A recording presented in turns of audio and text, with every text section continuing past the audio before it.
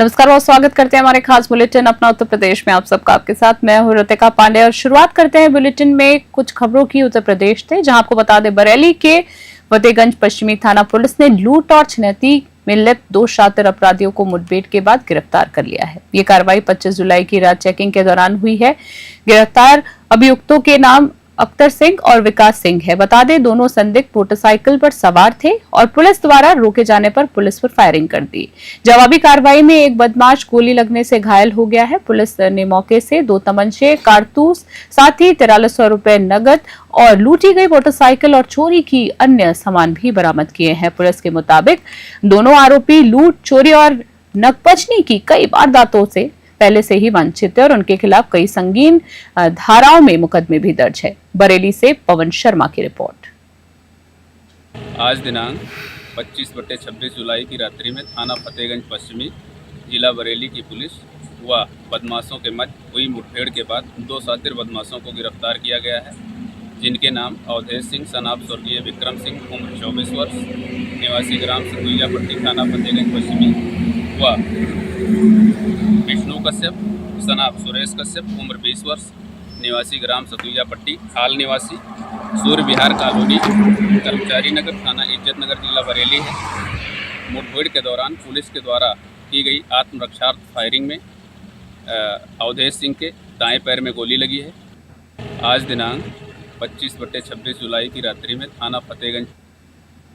और इसी बीच खबर देख रहे हैं जहां भोजपुर में एक कबाड़ गोदाम में भीषण आग लग गई है। आग इतनी तेजी से फैली कि कुछ ही देर में पूरा गोदाम जलकर राख हो गया है। ये गोदाम कस्बा भोजपुर निवासी सलीम के कूड़ा घर के पास स्थित था। बता दें स्थानीय लोगों ने बताया है कि रात के वक्त गोदाम से अचानक धुआं उठता हुआ दिखा, जिसके बाद मोहल्ले में शोर मच गया। आपको बता दें गोदाम मालिक और स्थानीय लोगों ने पानी के इंजन से आग बुझाने का प्रयास किया, लेकिन तब तक आग ने विकराल रूप ले लिया और लाखों रुपए का सामान जलकर राख हो गया था।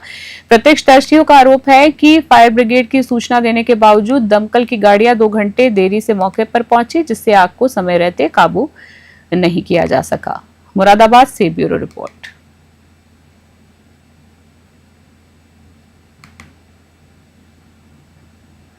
और इसी बीच खबर उन्नाव से आ रही है, जहां आपको बता दें जिले में देश की पहली आर्टिफिशियल इंटेलिजेंस आधारित यूनिवर्सिटी का उद्घाटन मुख्यमंत्री योगी आदित्यनाथ ने किया है। लखनऊ कानपुर राष्ट्रीय राजमार्ग पर स्थित इस हाईटेक यूनिवर्सिटी का निर्माण 2500 करोड़ रुपए की लागत से 63 एकड़ क्षेत्र में किया गया है।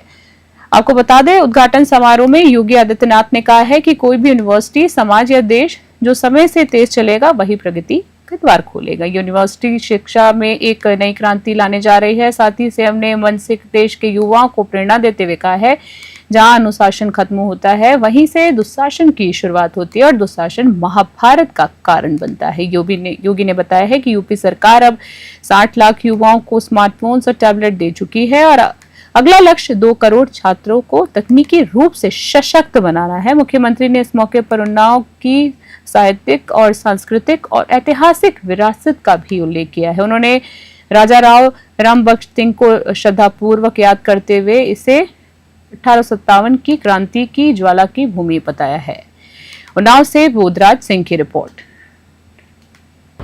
चंडीगढ़ यूनिवर्सिटी के आज के शुभारंभ के अवसर पर मैं सबसे पहले यूनिवर्सिटी के चांसलर श्री सतनाम सिंह संधू जी को, उनकी पूरी टीम को हृदय से यहाँ पर बधाई देते हुए आप सभी उपस्थित महानुभावों का अभिनंदन करता हूं और उन्नाव वासियों का विशेष रूप से मैं उन्हें हृदय से अभिनंदन करता हूं कि एक शिक्षा में नई क्रांति लाने वाली एक ऐसी यूनिवर्सिटी आपको प्राप्त हुई है जो निजी क्षेत्र की पहली artificial intelligence augmented multi disciplinary university है। और इसी बीच खबर देख रहे हैं, जहां जिले के पट्टी तहसील में कुछ समय पहले सब रजिस्ट्री कार्यालय परिसर में हुई सरेआम गोलाबारी की सनसनीखेज वारदात के मुख्य आरोपी और ब्लॉक प्रमुख सुशील सिंह को लेकर पुलिस ने दावा किया है कि उसे लखनऊ के गोमती नगर स्थित एक होटल से गिरफ्तार किया गया है। बता दें, सीओ पट्टी ने प्रेस को जानकारी दी है कि सुशील सिंह को पुलिस और एसओजी की संयुक्त टीम ने गिरफ्तार किया है और उसे पट्टी कोतवाली लाया गया है। इस दौरान उन्होंने ऑपरेशन लंगड़ा के तहत कार्रवाई की बात कही है, लेकिन दूसरी ओर जनमानस और स्थानीय सूत्रों में चर्चा तेज है कि सुशील सिंह ने नाटकीय अंदाज में स्वयं को कोतवाली में सरेंडर किया है। बताया जा रहा है कि जिस दबंग प्रमुख को पकड़ने के लिए पुलिस और एसओजी ने कचहरी से लखनऊ तक जाल बिछा रखा था, वो खुद ही कोतवाली पहुंच गया, जिससे सभी हैरत में पड़ गए हैं। प्रतापगढ़ से गणेश राय की खास रिपोर्ट।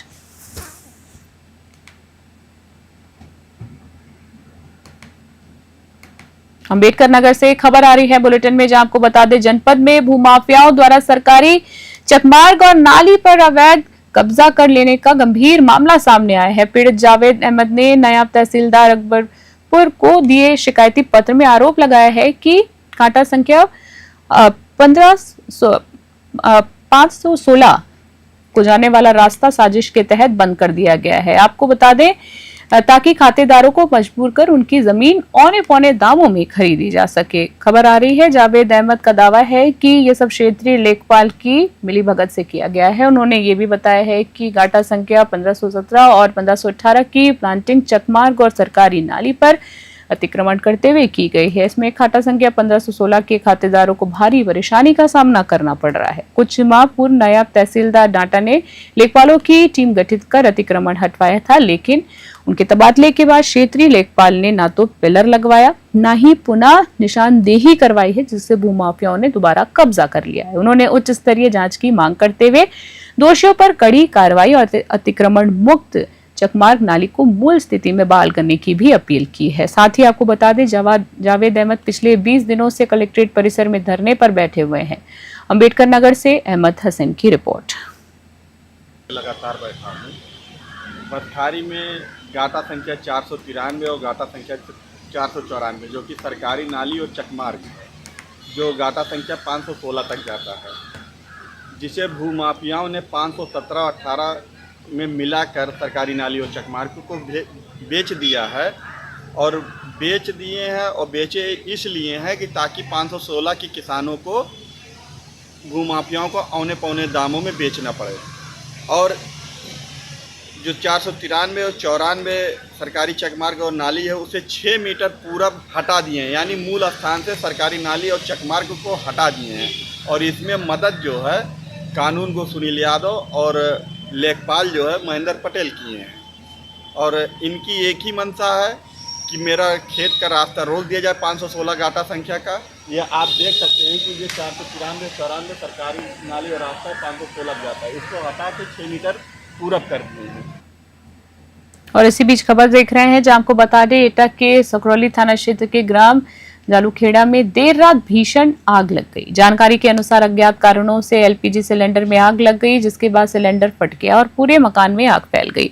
बता दें, इस हादसे में मकान के परखच्चे उड़ गए और लाखों रुपए की गृहस्थी जलकर राख हो गई है। घटना के समय परिजन घर से बाहर सो रहे थे, जिससे कोई हताहत नहीं हुआ, वरना बड़ी जो घटना है वो घट सकती थी। आपको बता दें, सूचना मिलते ही पुलिस मौके पर पहुंची और जांच पड़ताल में जुट गई है। एटा से एराज अली की रिपोर्ट।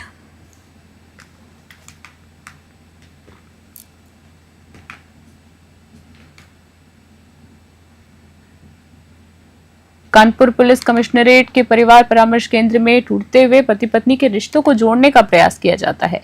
इसी क्रम में महिला थाना नोडल अधिकारी एडीसीपी अर्चना सिंह ने काउंसलरों के साथ एक विशेष बैठक आयोजित की है, जिसमें काउंसलिंग के दौरान आ रही समस्याओं पर चर्चा की गई है। आपको बता दें, अर्चना सिंह ने कहा है कि काउंसलिंग प्रक्रिया में आने वाली किसी भी समस्या का शीघ्र समाधान किया जाएगा, ताकि केंद्र का संचालन और प्रभावी हो सके। वहीं सिविल डिफेंस अधिकारी और सदस्य अभय मिश्रा ने बताया है कि उनका प्रयास रहेगा कि कोई भी परिवार टूटने ना पाए और अधिक से अधिक मामलों को सुलझाया जा सके और उसका निस्तारण सुलभपूर्वक हो सके। कानपुर नगर से आनंद शर्मा की खास रिपोर्ट।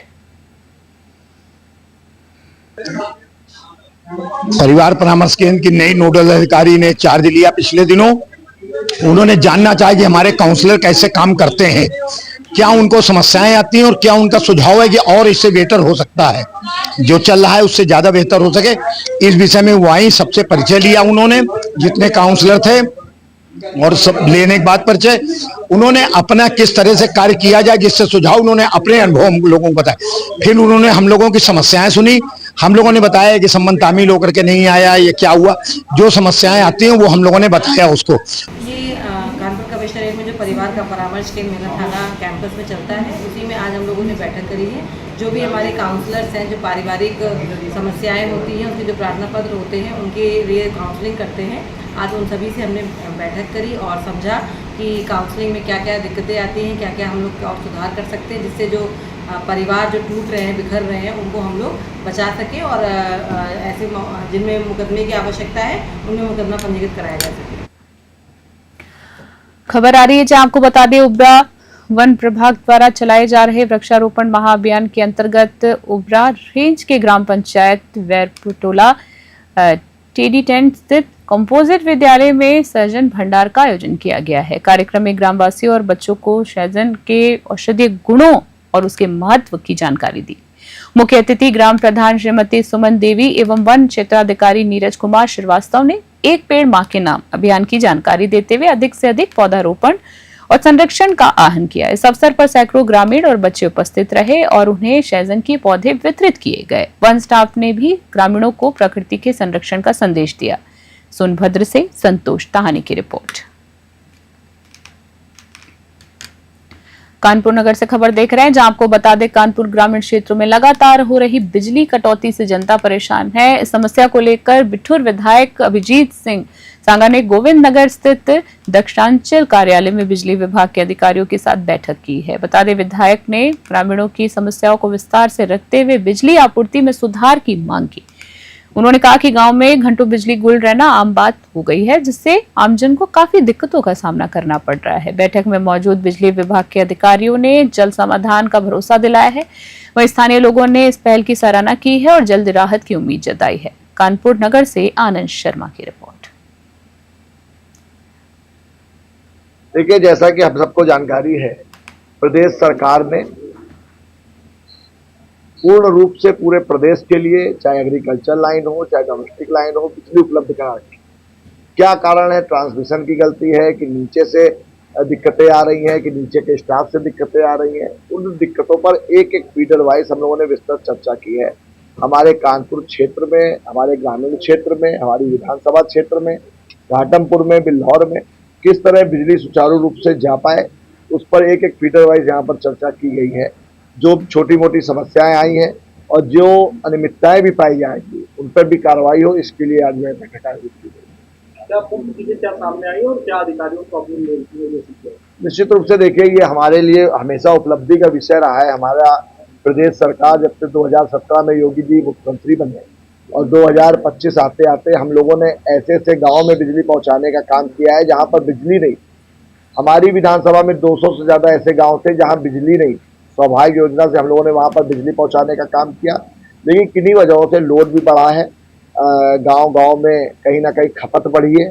और आज 2025 में ये समस्या पहली बार हम लोगों को देखने को इस तरह से मिली, लेकिन कहीं ना कहीं मुख्यमंत्री जी ने पूरे प्रकरण का संज्ञान लिया है, माननीय ऊर्जा मंत्री जी ने पूरे प्रदेश की समस्याओं का संज्ञान लिया है और आज इसी परिप्रेक्ष्य में हमने भी अपने क्षेत्र के लिए ये बैठक आयोजित की है।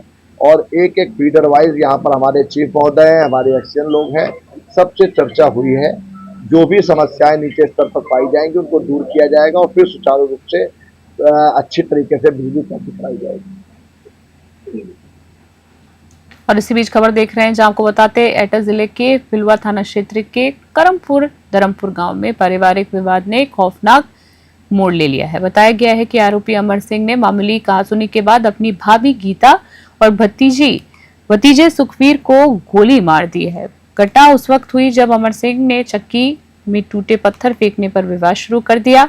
झगड़ा इतना बढ़ गया कि उसने हथियार निकालकर गोलीबारी शुरू कर दी। भाभी और भतीजे को गंभीर हालत में मेडिकल कॉलेज में भर्ती कराया गया है। पुलिस का कहना है कि अगर दोनों अन्य भाई समय रहते नहीं छिपते तो उनकी भी जान जा सकती थी। पीड़ित की तहरीर पर आरोपी अमर सिंह के खिलाफ FIR दर्ज कराई गई है और कार्रवाई शुरू करी गई है। बता दें, वहीं आरोपी फिलहाल फरार बताया जा रहा है। पुलिस उसकी तलाश में जुटी हुई है। एटा से हिराज अली की रिपोर्ट।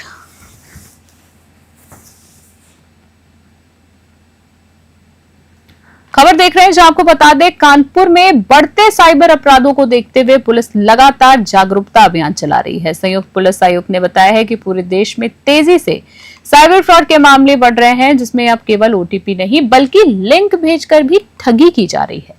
लोगों को सतर्क करने के लिए पुलिस ने एक विशेष हेल्पलाइन नंबर 1913 भी जारी किया है। साइबर अपराध से बचाव के लिए वेबसाइट भी बनाई गई है और पुलिस का मानना है कि जागरूकता ही सबसे बड़ा हथियार है। पुलिस आम जनता से अपील कर रही है कि किसी भी अनजान लिंक या कॉल से सावधान रहे और किसी को भी ओटीपी या बैंक जानकारी ना दे। कानपुर से विशाल सैनी की रिपोर्ट। साइबर क्राइम की घटनाओं में वृद्धि हुई है, ये यही नहीं कानपुर पूरे देश में हुई है। तो इसके लिए एक हेल्पलाइन बनाई गई जिसका 1930 नंबर है और एक cybercrime.gov.in करके वेबसाइट है, जिस पर अगर कोई दुर्घटना आपके साथ होती है तो तत्काल उसको एक समय सीमा उसमें पंजीकृत करा देने पर अगर पैसा बैंक के माध्यम से ट्रांसफर होना तो उस पर रोक लगाई जाती है। ऐसे केस में ही हमारी जो रिकवरी की परसेंटेज है वो हाई रहती है और यदि उसको ट्रांसफर किसी और में करा लिया गया या उसे परचेजिंग कर ली गई तो उसमें थोड़ी मुश्किल आती है। तो जैसे कि इंफॉर्मेशन टेक्नोलॉजी का विस्तार हुआ है तेजी से और बहुत से ऐप्स आपने देखे होंगे खरीदने के लिए सामान हम लोग को सुगम हो गया। उसके साथ साथ क्राइम दुनिया वाले भी इस तरह की फर्जी ऐप बना कर लिंक भेज करके आपको ल्योर करते हैं कि आप उस पर क्लिक करिए। पहले ओटीपी पूछते थे, अब ओटीपी पूछने वाला चेंज हो गया। वो लिंक्स भेजते हैं, लिंक पे क्लिक करते हैं तो एक सॉफ्टवेयर आपके फ़ोन पे इंस्टॉल हो जाता है जो आपको पता नहीं चलता है। वो आपके पासवर्ड, आपके ओटीपी वगैरह खुद ही पढ़ लेता है। तो उसमें जैसे जैसे सूचना प्रौद्योगिकी में इम्प्रूवमेंट हो रहा है, साइबर क्राइम के जो नए नए तरीके हैं वो भी बढ़ते जा रहे हैं। इसका सिर्फ एक ही तरीका है कि आप जागरूक रहें, पढ़ते रहें, पासवर्ड अपना चेंज करें, किसी भी अनजान व्यक्ति के आए हुए लिंक को क्लिक न करें। और खबर देख रहे हैं जहां कानपुर के स्वरूप नगर थाना क्षेत्र में स्थित मधुराज अस्पताल के सामने राजीव मेडिकल स्टोर में चोरों ने बीती रात करीब 3 लाख रुपए की चोरी की घटना को अंजाम दिया है। मेडिकल स्टोर संचालक देव के अनुसार चोरों ने दुकान का शटर तोड़कर नकदी पर हाथ साफ किया, लेकिन चौंकाने वाली बात ये रही कि दुकान में लगे 16 सीसीटीवी कैमरे घटना के वक्त बंद मिले। चोर 100 से 50 के नोट और एक बोरी रेजगारी छोड़ गए, साथ ही जिससे संदेह है कि चोरी में किसी जानकार की भूमिका बताई जा रही है। बिल्कुल जानकार की भूमिका बताई जा सकती है इस खबर में, जहां सूचना पर थाना प्रभारी सूर्यबली पांडे फॉरेंसिक टीम संग मौके पर पहुंचे और एफआईआर दर्ज कर सीसीटीवी फुटेज खंगालने की कार्रवाई शुरू की। कानपुर से विशाल सैनी की रिपोर्ट। 2:30 बजे की घटना है रात में। अच्छा, और कितना कैश किया है? क्या 3 के आसपास होगा कैश। और ये रात्रि में दुकान कितने बजे बंद हुई थी आप? 12:30 बजे। और कैमरे में कैसे क्या कुछ? कैमरे में भी नहीं है। अच्छा, आपके यहाँ कितने कैमरे लगे हुए हैं? कैमरे तो ज्यादा है, 20-25 है। अच्छा अच्छा। और किस कॉर्नर से आए हुए थे लोग? और कुछ भी जो अपना आपके सामान वगैरह कुछ गायब हुआ? कैश 2:30 बजे। और इसी बीच खबर देख रहे हैं जहां श्यामनगर रामपुरम निवासी रिटायर्ड LIC अधिकारी सुधीर कुमार शुक्ला से साइबर ठगों ने शेयर बाजार में मोटा मुनाफा दिलाने का झांसा देकर 51.53 लाख रुपए ठग लिए हैं। 15 अप्रैल को उन्हें एक ग्रुप में जोड़ा गया, जहां एक प्रोसेसर खुद को एनान जेलवी कंपनी का अधिकारी बताता था। आपको बता दें, सुधीर ने 24 मई से 2 जून के बीच 14 बार में UPI और RTGS से राशि ट्रांसफर की है। उनके ट्रेंडिंग अकाउंट में 3.29 करोड़ रुपए दिखाए गए हैं, लेकिन निकासी के वक्त 5% इनकम टैक्स मांगा गया। मना करने पर उन्हें ग्रुप से बाहर कर दिया गया। बता दें, पीड़ित ने साइबर सेल में रिपोर्ट दर्ज कराई है। पुलिस जांच में जुटी हुई है। कानपुर से विशाल सैनी की खास रिपोर्ट देख रहे थे आप। साइबर थाने में हमें एक प्रार्थना पत्र प्राप्त हुआ था कि एक रिटायर्ड LIC कर्मचारी श्री सुधीर कुमार के साथ 51 लाख की इन्वेस्टमेंट के नाम पर ठगी हो गई है। तहरीर प्राप्त करने के बाद जांच कर आवश्यक विधिक कार्रवाई की गई।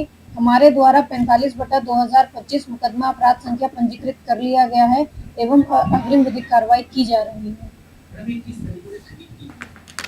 वो अपने रिटायर्ड अमाउंट को इन्वेस्ट करने के नाम पे जो है जीरोधा में इन्वेस्टमेंट करना चाह रहे थे और एक फर्जी ऐप बनाकर जो है उनसे उसमें इन्वेस्टमेंट के नाम पे 51 लाख रुपए ठगी गए। 。 को किस तरह का मैसेज देंगी ऐसे? 。 । । । । । । । । । । । । । । । । । । । । । । । । । । । । । । । । । । । । । । । । । । और इसी बीच खबर देख रहे हैं जहां सीतापुर में महाकाल कंवरिया सेवा समिति द्वारा निकाली गई 15वीं कांवड़ यात्रा का शुभारंभ गाजे बाजे और शंख नगाड़ों की गूंज के साथ हुआ। हर हर महादेव के जयकारों से वातावरण भक्तिमय हो गया। ये यात्रा नेरी से शुरू होकर फर्रुखाबाद, छोटी काशी, गोला, गोकर्णनाथ, साथ ही टेढ़ेनाथ होते हुए माड़िया घाट पर संपन्न होगी। 5 दिन तक अनवरतन चलने वाली इस यात्रा में हजारों शिव भक्त हिस्सा ले रहे हैं। वहीं भक्तगण कांवड़ में गंगा जल लेकर भोलेनाथ का जल अभिषेक करेंगे। यात्रा को लेकर सुरक्षा और प्रशासनिक व्यवस्थाएं चाक चौबंद की गई हैं। सीतापुर से विनीत सिंह की रिपोर्ट।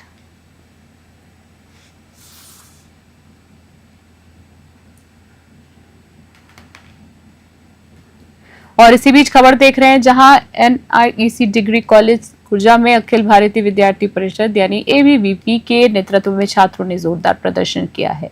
छात्रों ने आंतरिक परीक्षाएं, नियमित कक्षाओं का संचालन और कॉलेज में बुनियादी सुविधाएं उपलब्ध कराने की मांग उठाई है। बता दें, प्रदर्शनकारियों ने कॉलेज परिसर में नशीली पदार्थों के सेवन पर रोक लगाने और विद्यार्थी हेल्प डेस्क की स्थापना की मांग की है। छात्रों ने स्पष्ट किया है कि 1 सप्ताह में मांगे पूरी नहीं हुई तो उग्र आंदोलन किया जाएगा। मौके पर पहुंचे SP देहात और स्थानीय पुलिस ने छात्रों को समाधान का आश्वासन दिया है। कॉलेज प्रशासन पर लापरवाही का आरोप लगाते हुए छात्र लगातार सक्रिय है। बुलंदशहर से सचिन पांडे की रिपोर्ट।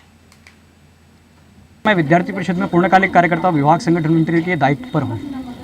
ये जो लोग एकत्र हुए हैं स्टूडेंट्स, क्या मांगे हैं आपकी और क्या समस्या है? हमारे क्या है कि विद्यार्थी परिषद साल के 365 दिन हर एक कैंपस के अंदर कार्य करता है। वहाँ की विभिन्न प्रकार की जो समस्याएं होती है उनको उठाने का काम विद्यार्थी परिषद करता है। तो उसमें विभिन्न प्रकार की समस्याएं, अभी क्या हुआ कि सबसे पहली समस्या कि कॉलेज प्रशासन के जो प्रिंसिपल हैं, जो अन्य शिक्षक हैं, वो छात्रों के साथ में अभद्र व्यवहार कर रहे हैं। मतलब अन्य प्रकार के शब्दों का प्रयोग वो लोग उनके साथ कर रहे हैं। तो एक विषय ये हुआ। दूसरा विषय क्या हुआ कि कैंपस के अंदर स्वच्छ वातावरण होना चाहिए। और अभी हम यहाँ देख रहे हैं, अभी हमारे पास सारे उसके प्रारूप हैं कि जो शौचालय है वो शौचालय टूटे पड़े हैं, इतनी गंदगी उनके अंदर हुई पड़ी है, ना उनके ऊपर छत है, ना उनके ऊपर किवाड़ है। आप समझिए उसमें किस प्रकार के हमारी छात्राएं रहने जा सकती हैं, कैसे उसमें छात्र जा सकते हैं। ये विषय निकल के इस प्रकार के बहुत सारे विषय। दूसरा विद्यार्थी अभी के हमारे खास बुलेटिन में फिलहाल के लिए इतना ही। देखते रहे और बने रहे न्यूज़ 21। तब तक के लिए नमस्कार।